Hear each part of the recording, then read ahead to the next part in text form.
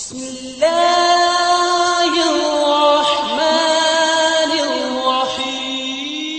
आपने कभी गौर किया है इस दुनिया में औरत क्या है? मेरे भाई, औरत इस दुनिया के खूबसूरत चेहरे की एक आंख है। अगर औरत न होती तो इस दुनिया की सूरत एक आंख कानी की तरह होती। इसलिए मेरे प्यारे दोस्त, हम इस वीडियो में आप लोगों को औरत क्या है से लेकर औरत इस्लाम आने से पहले किस हाल में थी और इस्लाम आने के बाद किस हाल में है, मुकम्मल इस्लामिक हिस्ट्री बयान बताने वाले हैं, जिसे देखकर आप लोगों की ईमान ताजा हो जाएगी। तो आप लोगों से गुजारिश है कि आप लोग इस वीडियो को पूरा देखने के साथ इस वीडियो को एक लाइक करके अपने घर के औरतों के साथ अपने दोस्तों को भी शेयर करके दिखाएं। तो मेरे दोस्त, इस दुनिया में औरत खुदा की बड़ी बड़ी नेमतों में से एक बहुत बड़ी नेमत है। औरत दुनिया की आबादकारी और दीनदारी में मर्दों के साथ तकरीबन बराबर की शरीक है। औरत मर्द के दिल का सुकून, रूह की राहत, ज़हन का इत्मीनान, बदन का चयन है। औरत आदम अलैहिस्सलाम व हजरत हव्वा रजी अल्लाह ताला अन्हा के सिवा तमाम इंसानों की माँ है, इसलिए वह सबके लिए काबिल एहतराम है। औरत का वजूद इंसानी तमद्दुन के लिए बेहद जरूरी है।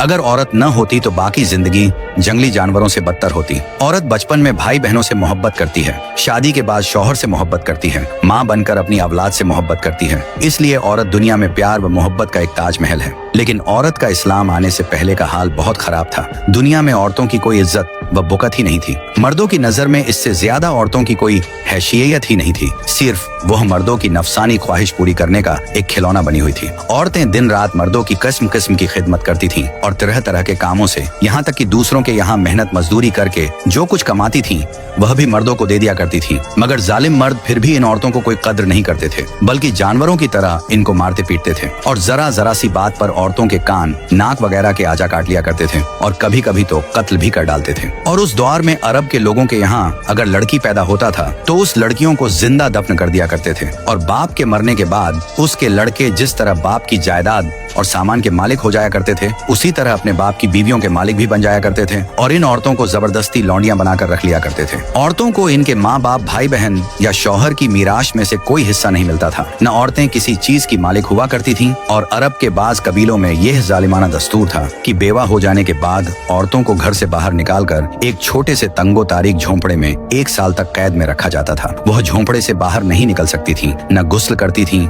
न कपड़े बदल सकती थी। खाना पानी और अपनी सारी जरूरतें उसी झोंपड़े में पूरी करती थीं। बहुत सी औरतें तो घुट घुट कर मर जाती थीं और जो जिंदा बच जाती थीं तो 1 साल के बाद इनके आंचल में ऊंट को मेंगनियां डाल दी जाती थीं और इनको मजबूर किया जाता था कि वह किसी जानवर के बदन से अपने बदन को रगड़ें, फिर सारे शहर का उसी गंदे लिबास में चक्कर लगाएं और इधर उधर ऊंट की मेंगनियां फेंकती हुई चलती रहें। यह इस बात का ऐलान होता था कि इन औरतों की इद्दत खत्म हो गई है। इसी तरह की दूसरी भी तरह तरह की खराब और तकलीफ देह रस्में थी, जो गरीब औरतों के लिए मुसीबतों और बलाओं का पहाड़ बनी हुई थी। और बेचारी मुसीबत की मारी औरतें घुट घुट कर और रो रो कर अपनी जिंदगी के दिन गुजारती थीं। और अपने हिंदुस्तान में तो बेवा औरतों के साथ ऐसे ऐसे दर्दनाक जालिमाना सलूक किए जाते थे कि जिनको सोच सोच कर कलेजा मुंह को आ जाता है। हिंदू धर्म में हर औरत के लिए पूर्ण था कि वह जिंदगी भर किस्म किस्म की खिदमतें करके पति पूजा यानी शौहर की पूजा करती रहे और अगर शौहर की मौत हो जाए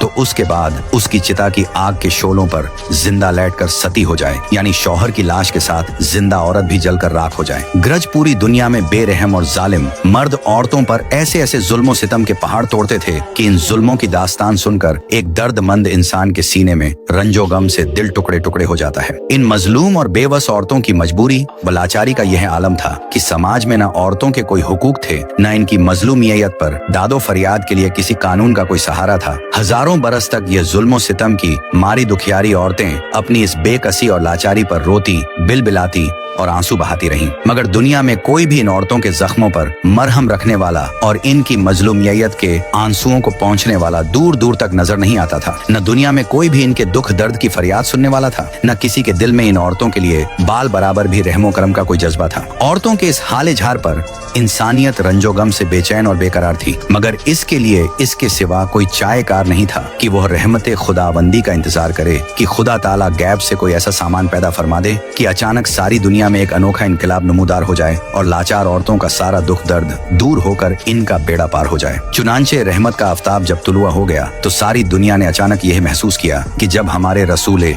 रहमत हजरते मोहम्मद मुस्तफ़ा सल्लल्लाहु अलैहि वसल्लम खुदा की तरफ से दीन इस्लाम लेकर तशरीफ लाए तो दुनिया भर की सताई हुई औरतों की किस्मत का सितारा चमक उठा और इस्लाम की बदौलत जालिम मर्दों के जुल्म सितम से कुचली और रौंदी हुई औरतों का दर्जा इस कदर बुलंदों वाला हो गया कि इबादत व मुआमलात बल्कि जिंदगी और मौत के हर मरहले और हर मोड़ पर औरतें मर्दों के दोष बदोश खड़ी हो गई और मर्दों की बराबरी के दर्जे पर पहुंच गई। माँ की तरह औरतों के भी हुकूक मुकर्रर हो गए और इनके हुकूक की हिफाजत के लिए खुदावंद ने कानून आसमान से नाजिल किए और इनके हुकूक दिलाने के लिए इस्लामी कानून की माँ तहती में अदालतें कायम हो गईं। औरतों को मालिकाना हुकूक हासिल हो गए। चुनांचे औरतें अपने मेहर की रकमों, अपनी तिजारतों, अपनी जायदादों की मालिक बना दी गई और अपने माँ बाप, भाई बहन, औलाद और शौहर की मीराशों की वारिश करार दी गई। गरज वह औरतें जो मर्दों की जूतियों से ज्यादा जलीलो ख्वार और इंतहाई मजबूर लाचार थीं, वह मर्दों के दिलों का सुकून और इनके घरों की मलिका बन गई। चुनांचे कुरान मजीद ने